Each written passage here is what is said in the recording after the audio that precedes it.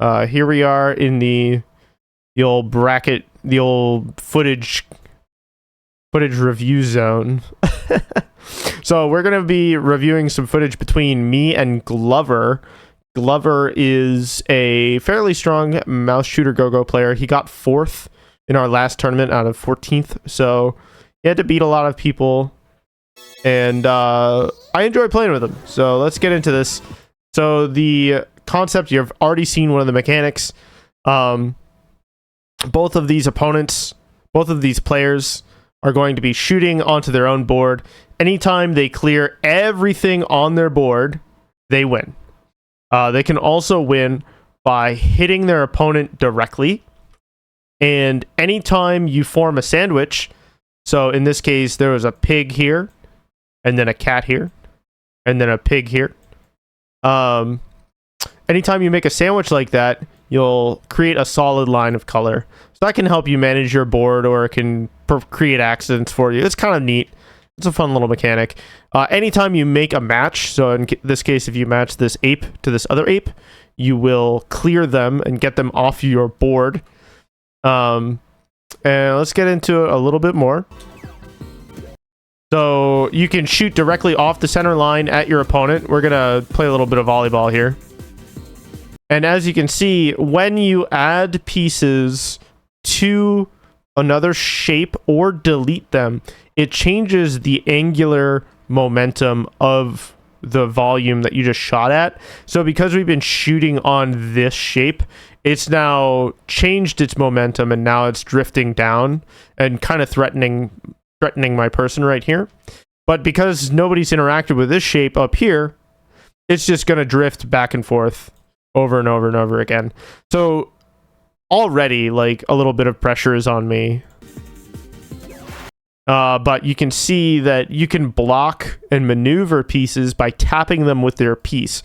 So you can imagine, as I'm holding this piece, it's a hitbox that I can use to block shots being shot at me. I can use it to manipulate pieces on my board.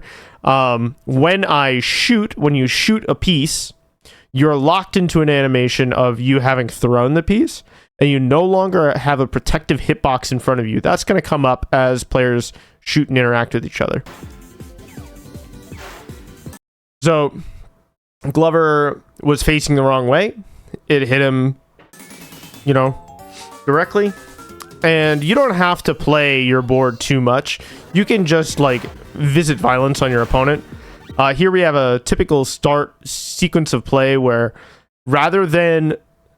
So I have this pretty stable piece right here. If I try to clear any of these huskies or any of these dogs, it's actually going to split my piece into a bunch of little pieces of garbage that float around my whole board, just like on Glover's board. So unless I'm clearing this really fast, or I just don't feel like I have a reason to get started clearing this shape just yet, because it's so stable, its movement is so predictable. So rather than do that, what I'd rather do is I'd rather just fill my opponent's board with garbage.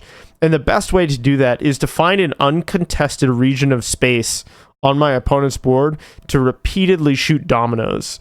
What happens is I'll shoot one piece into my opponent's board, and the way that Mouse Shooter Gogo works is that if you have more than one color on your board, you are guaranteed to draw a different color.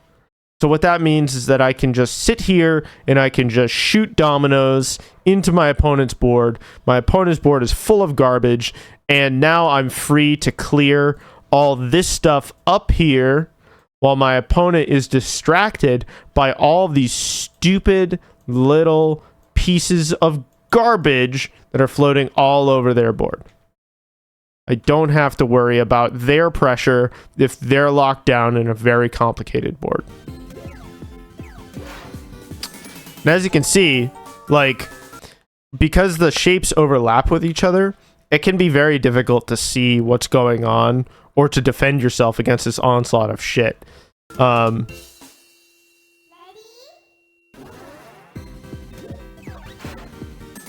Very funny. I desperately wanted to shoot. I desperately wanted this to land here. I don't know if that's possible, and I don't know what's going to happen to this group right here, but once it gets free from the rest of this shape. So I think I probably would have died either way, but when you're playing casuals, like you have to experiment with stuff like this to find out if that's a thing you can do.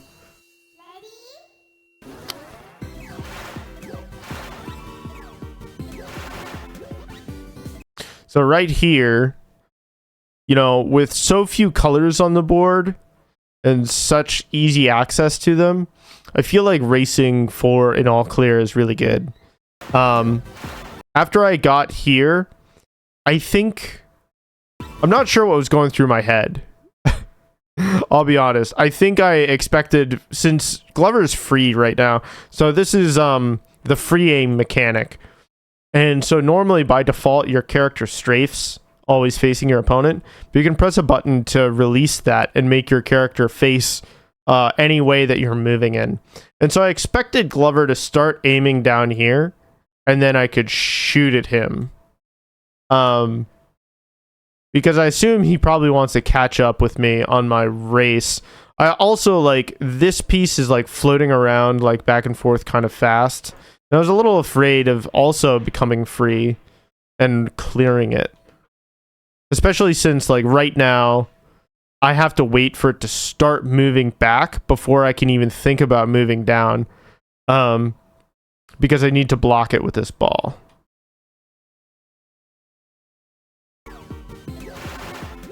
But because I wasn't really paying attention, firing off the cats into this board was not really great for me. Glover's playing pretty passive, so you can see that as soon as Glover starts paying attention to his own board, I know that I'm ahead. Right? From this position, I'm massively favored.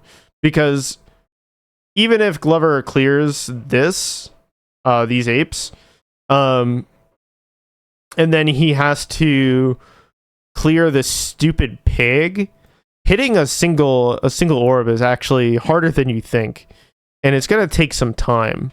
Whereas I have this big shape, which will take me 2 seconds to clear, and then I'm guaranteed to draw an ape, and then I'll immediately clear and win. So as soon as his attention changes, you can see I'm just like, oh, I'm free to just clear this. I love all of his apes gone.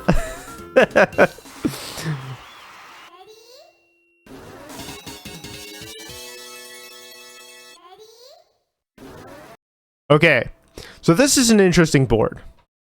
This is an interesting board for a few reasons. The first one is that it's a very obvious all clear race, but if you target the hippos, right? If you target these and clear them, this wild piece gets free. What this wild piece does is it changes all of the pieces that you have to the color that you cleared the wild piece with.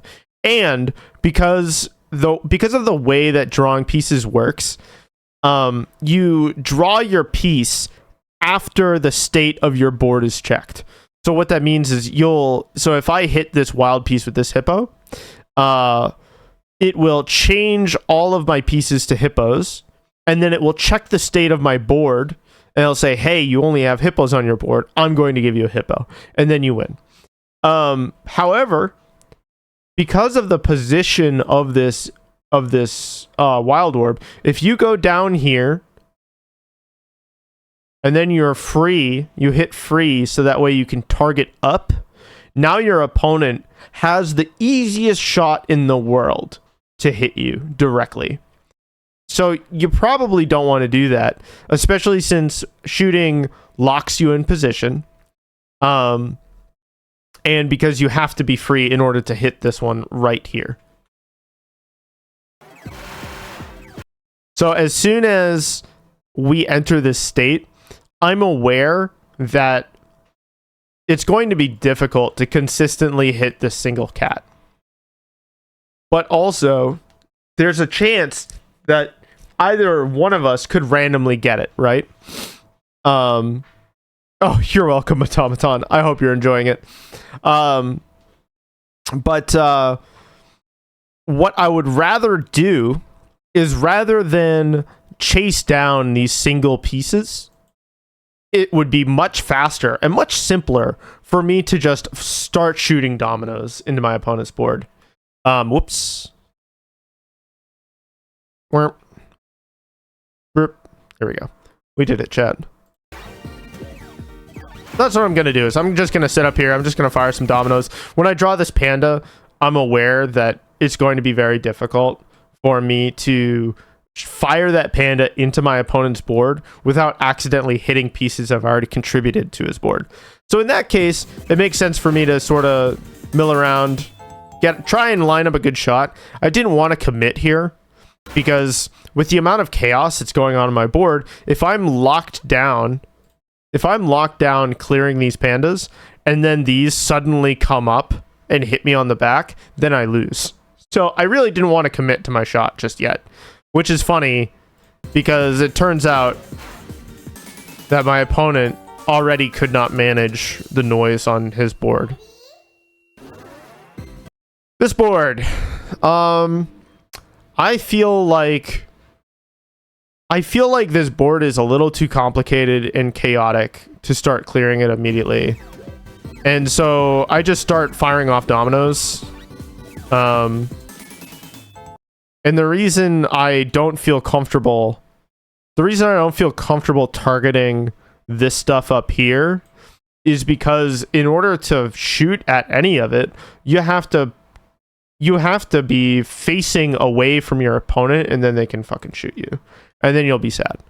So, rather than fuck with any of that, you know, I just don't need to sweat it. And when you're playing neutral, you don't have to commit. When you're playing neutral against an opponent, you do not need to commit to anything that exposes you to risk.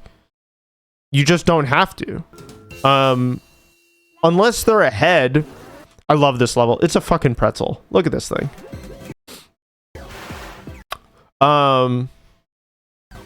Yep. That's unfortunate.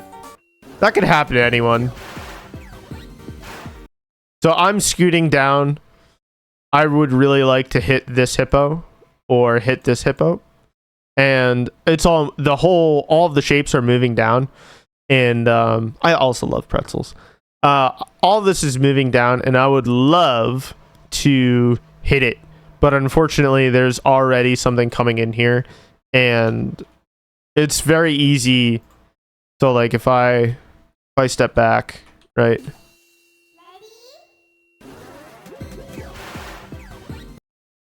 You know, if I had moved down here a little bit faster, this probably would have hit this.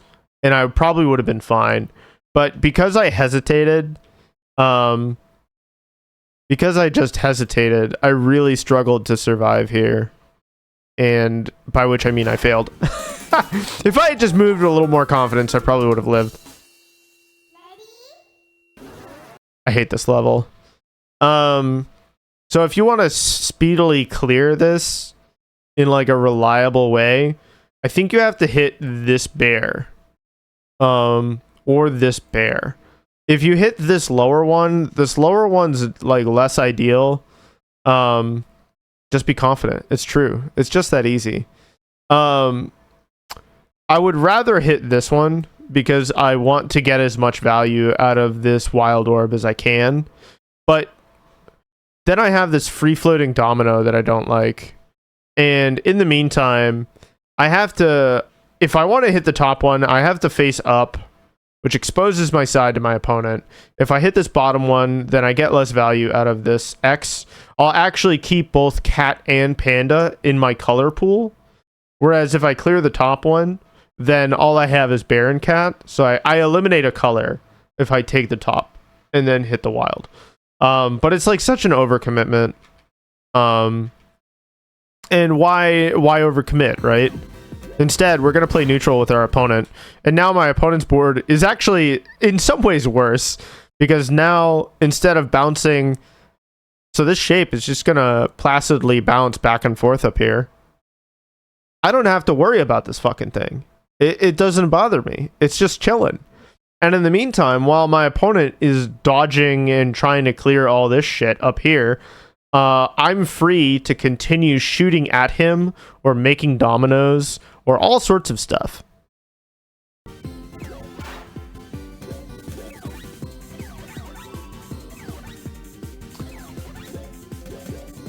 Like, look at this. This is a fucking nightmare. So here, I think I made a mistake. At this point, there's not like an easy way for me to fire off this panda and start making my opponent's board worse. There's no way for me to make dominoes either. So at that point, I really needed to discard this panda, take this one out, and then start working on my board. My opponent is getting a free domino here, and there's just nothing I can do about it. If I was on point, I probably could have just stood here and blocked those shots and fired them back into his board. But there's an issue, which is that as my opponent's board gets more complicated, more full of stuff, there's a certain chance that some of that is actually going to clear and simplify my opponent's board. In fact, if I had returned this bear, it's pretty likely just by looking at it that I'm likely to clear stuff on their board. And so I probably just should not. I love how I keep on bringing back this stupid red squiggle.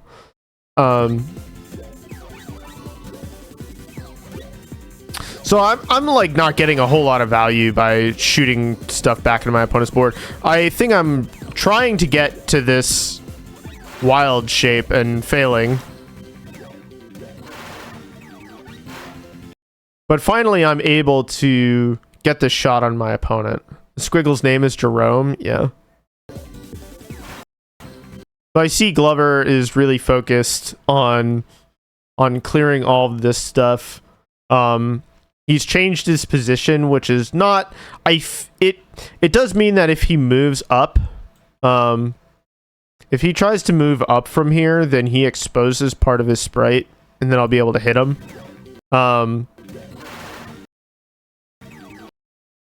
I think I just guessed here. I don't think I had any reason to believe that he would shoot. But just by consistently applying pressure to your opponent, you know, it makes it harder for them to live. This map's kind of interesting. I feel like this must be a straight race. But unfortunately, I just suck. You know, I just suck.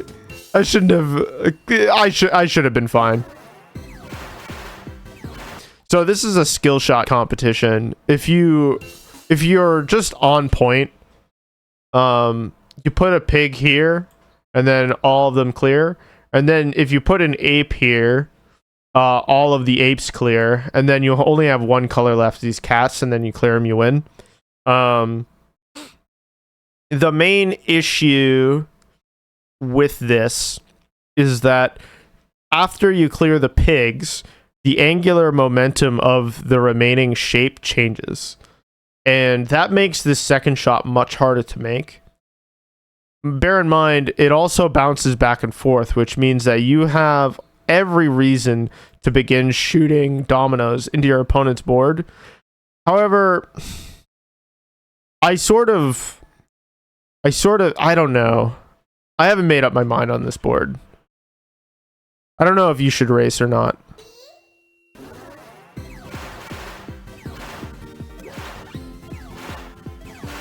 I did luck out on getting an all clear here.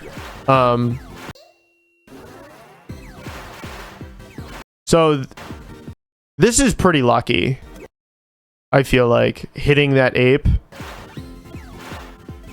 For Glover, if he's not making a domino, and bear in mind, like the other thing is that if you're gonna shoot at your opponent, and they're just like passively.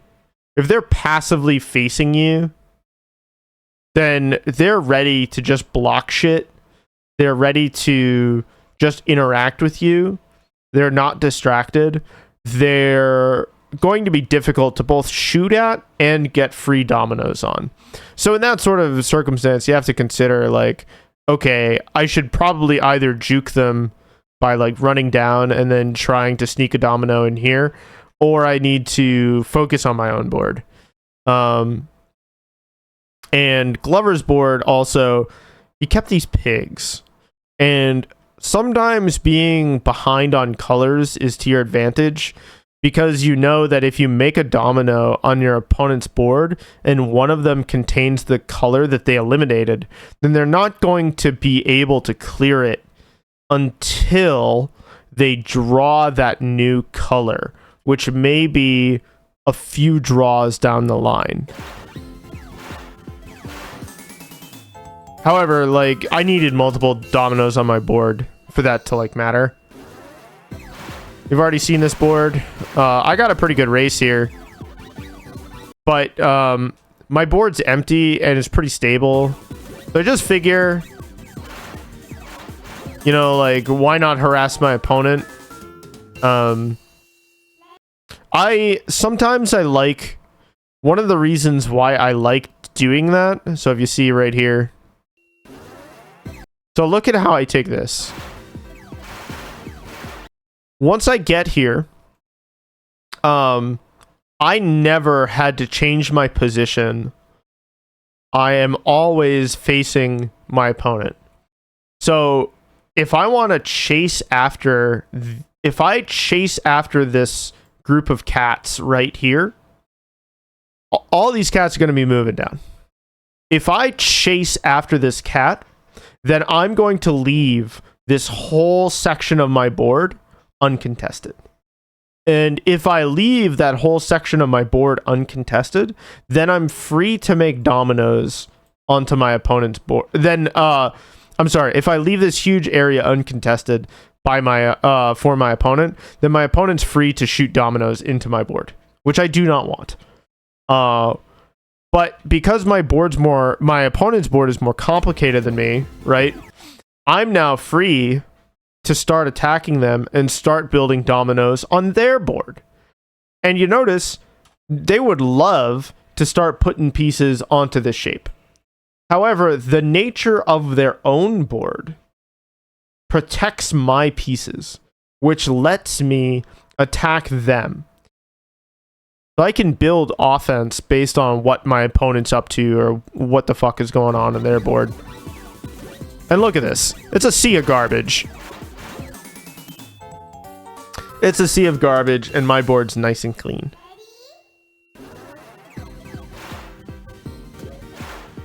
This map's kind of odd because you draw cats as your first piece. And if you throw them onto your opponent's board, you're pretty likely to clear it for them. And because this shit is bouncing back and forth, you know, and your opponent is facing this way, there's no obvious way to start this board. If you try to clear your own pieces down here, well, guess what? Now you're facing this way, and your opponent just fucking shoots you. So I don't know what the best route is for this board.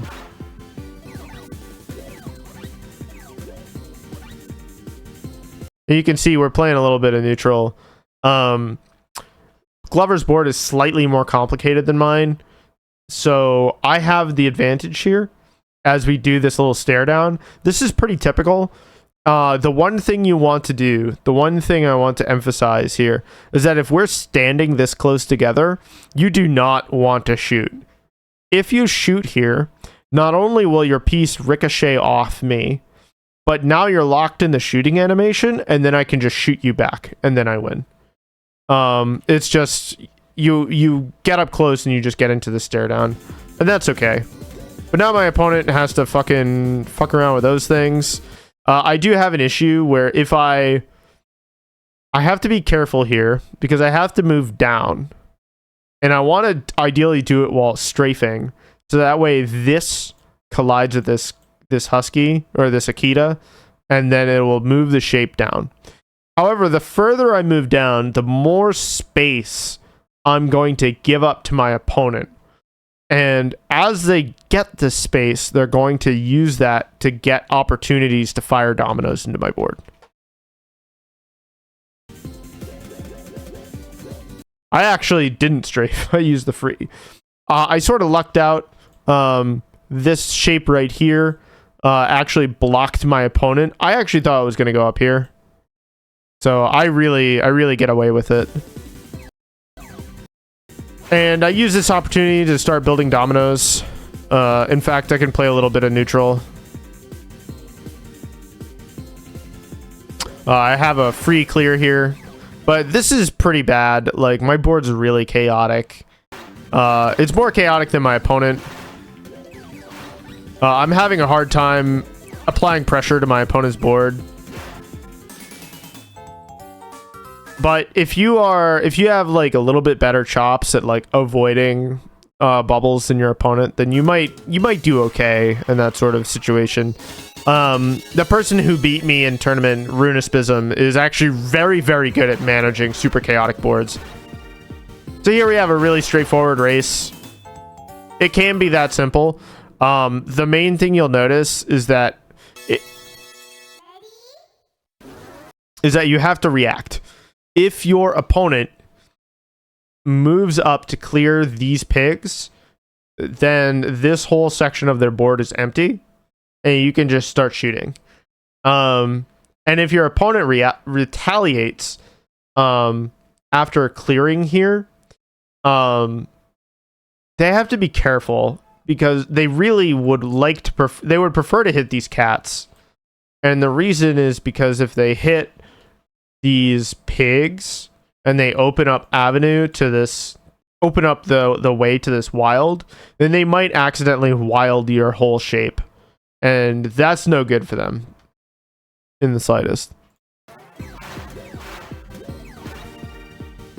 But instead, you know, my opponent wanted to race me, but I'm pretty quick, so.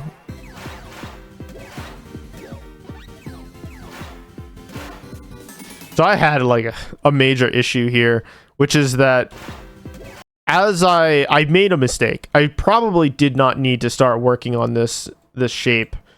By shooting it, I changed the angular momentum, and now it's moving up, which is a problem. I also get in front of it. I get in front of it here when I needed to be back here. And the reason why is because if I move behind it, then if I have to change my facing, I'm protected by my bubbles. But because I move in front of it, if I need to change my facing to, say, push, if I need to push this bubble out of the way and change my facing to do so, then my opponent's free to shoot me. Right? Because all of this is empty, and I can't face them without dying to my own bubbles, which is what happens right here. And don't get me wrong, like, my instinct was correct. My opponent is facing away from me, right? By rights, if I had better aim, I probably would have hit him here. But my greed. Once we got here, I didn't want to shoot this Akita because I didn't want to get locked into my animation. But I'm already trapped. I'm just already trapped, and I'm already dead.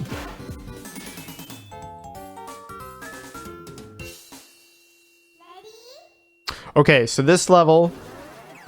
So if you are cool, there is a great way to take this level where you split it in half like I'm doing here with these stupid apes. And then hopefully these shapes overlap, this one and this one, in such a way that when you pop this bomb, you get almost everything all at once. Oh, let's see how I do this. I don't really quite remember. Yeah, see, I try to overlap them. I get a little bit. But Glover does it much better, I feel like. Look at this. See how that bomb interacted with his board? Boom. That's all it takes.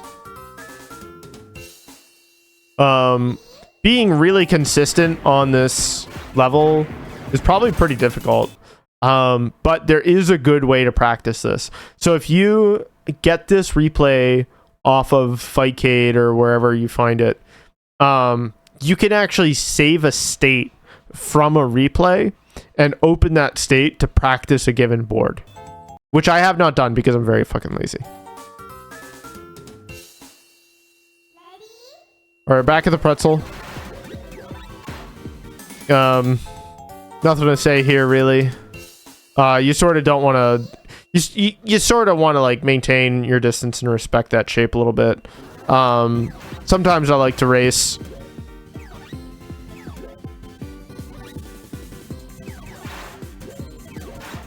I'm just harassing my opponent's board. See, like, because of how stable this group is, I low-key don't have to interact with it if I don't want to. And because I'm saving this piece, because what this piece does is if you clear it, it clears everything of that color on my board. And so if my opponent does manage to sneak a domino right here, where I'm not contesting space, I'll still be able to clean up my board later with this wild piece, with this all clear, color clear piece. Ideally it's the Akitas, because that way it'll free this bomb, and then I can hit the bomb later to clear up a bunch of floating pieces like stragglers, fragments of dominoes, like all that good shit. But because, you know, my opponent is focused up top, you know, they yield space to me. Even bouncing this back to me doesn't really help. Great stuff.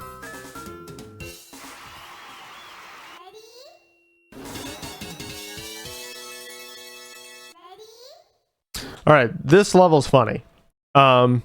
Basically, the concept of the level is that you have these rings of pandas, and anytime you shoot them, all three of these stupid pieces are going to be floating around your board. And once that happens, it is very difficult to avoid the pieces. You're going to want to clear them piecemeal rather than pop both rings of pandas. If you do that, it's not just that it's difficult to avoid, but because if your opponent has kept a ring of pandas, then they can start firing pandas onto each of these free pieces. Like they're like floating around your board like everywhere. And then you can shoot them with pandas to make really annoying dominoes all across your board. So as your opponent's like chasing them down, trying to clear them, their color that they had already cleared gets reintroduced, and now they're the floating stragglers all over their board. And you can see I use the sandwich mechanic here, so that way if my opponent gets a panda and shoots it into my board, then they'll just make another sandwich basically anywhere except for here, or here, I guess. Any of these other positions, I will get another sandwich, and then pandas will clear off even more pieces off of the shape. If my opponent shoots a hippo at this piece, it's like fucking cash money. And in the meantime, I'm free to attack these cats. My opponent's clearly distracted, so I could also shoot him. Instead, I'm going to try and be safe, and he gets destroyed because he cleared both rings of pandas. This is a timing mini game. If you're like really with it, you can hit the bomb and you can get... I think you might be able to clear all three shapes more or less at once. It's pretty challenging. I certainly haven't done it, and I haven't done it in tournament either. All right. I would love to have gotten an ape on this domino and turn it into a triple. My opponent's board had like a big vacuum, so I could shoot into it. They just sort of randomly walked into the piece, which is fine. This is a great level to scheme on an all clear. My opponent has separate shapes, so it's easy for me to start applying some pressure. And the more complicated your board with a bunch of little stuff floating around, the harder it is to avoid them.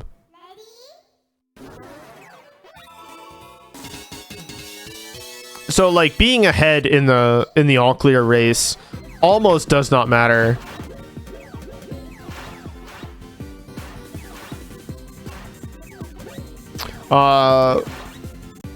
This is a complicated level. You would love to, I think you would love to get at this piece, right?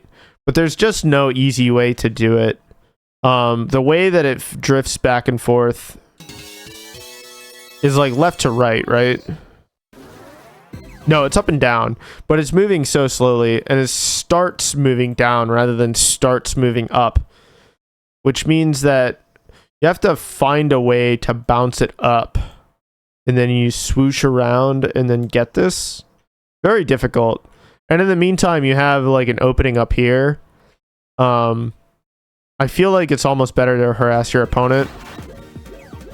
But both of us are really struggling. We're sort of firing stray guys into each other's board, which is sort of not great. Like you'd ideally... So if you have a free... When you shoot an orb, it retains this rainbow outline. And until it attaches to another shape, it does not count towards your quota clear on your board. That's relevant, so be aware of that. So you'd rather, when you shoot into your opponent's board and you're not hitting them directly, you'd really prefer to make sure that it forms a domino or that it dangles off the edge of one of your opponent's shapes, because you don't want to have something floating around that could potentially clear one of their pieces, or that could not count towards them winning or losing.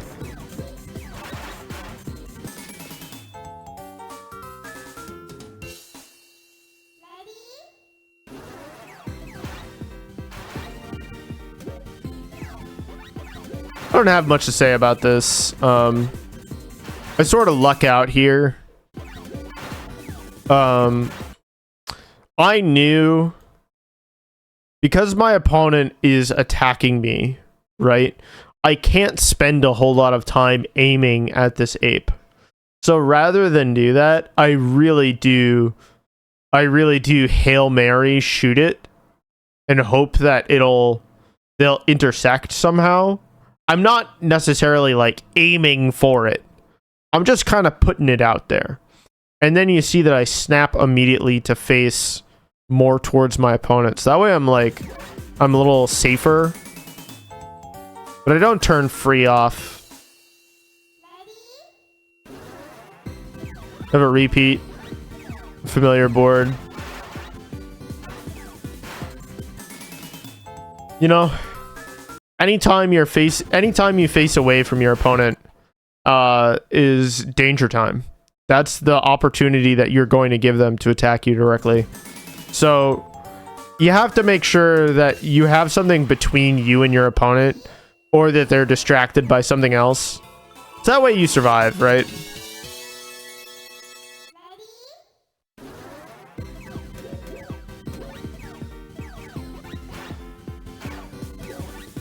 So this level's kind of interesting. It's got all of these like color clear orbs, right? Which means that if your opponent is like constantly harassing you into your board, all you need to do to clear some of those colors is dip down here and grab these. But like you do have to interact with your opponent and make sure that whatever the fuck it is that they're up to doesn't scheme you too bad. And so like all I have to do is I don't really need to chase after clearing this shape. I'd much rather just kind of bug my opponent, fill their board full of garbage, and I just don't have to commit to anything here.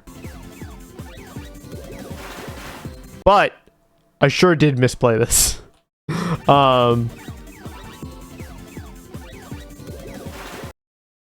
So I didn't want to... As soon as I drew this panda and I had this orb back here, I should have noticed that my opponent's walled off. They can't interact with me. There's a bunch of shit in the way. So that means that I probably could have faced down And then I could have even bumped this whole shape down and then cleared these pandas. But instead, I wanted to maintain pressure while also avoiding this back shot over here. And a consequence of that is that you're just not going to survive.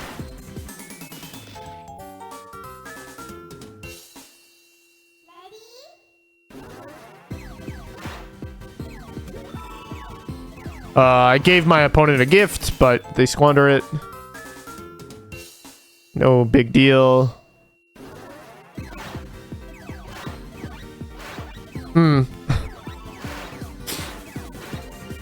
I did really luck out here. Oh my god. He got schemed. He got, like, memed on so hard here.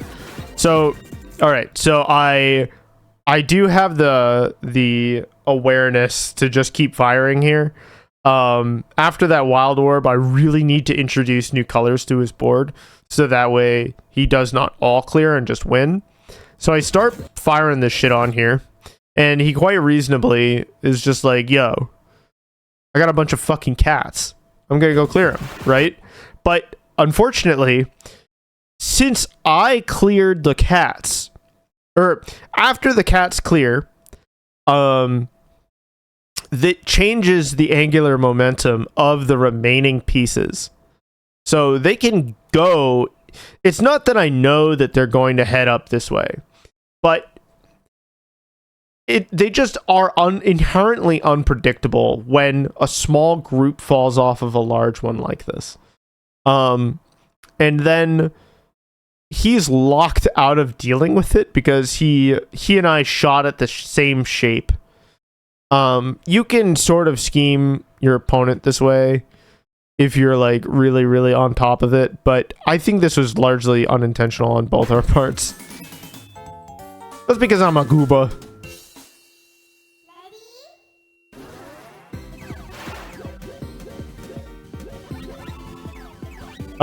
Here I feel like wandering around with Freon is going to expose you to a lot of danger. Like, my board's so stable, it just doesn't matter. I'm just gonna fire off some dominoes and hope for the best. Like, being ahead, this is actually the end of the set. Being ahead on pieces does not necessarily matter. It's not it does not necessarily matter if you're like one or two pieces away from all clearing, if your opponent is just applying direct pressure onto you.